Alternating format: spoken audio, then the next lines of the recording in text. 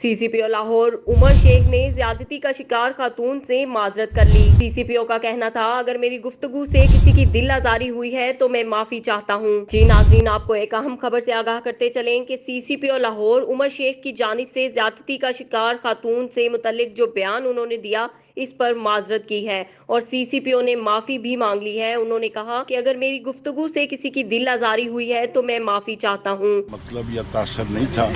और अगर उसमें कोई मिसअंडरस्टैंडिंग हुई मेरी वजह से तो मैं तहे दिल से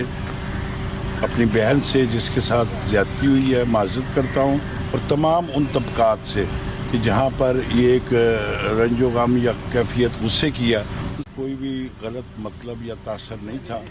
और अगर उसमें कोई मिसअंडरस्टैंडिंग हुई मेरी वजह से तो मैं तहे दिल से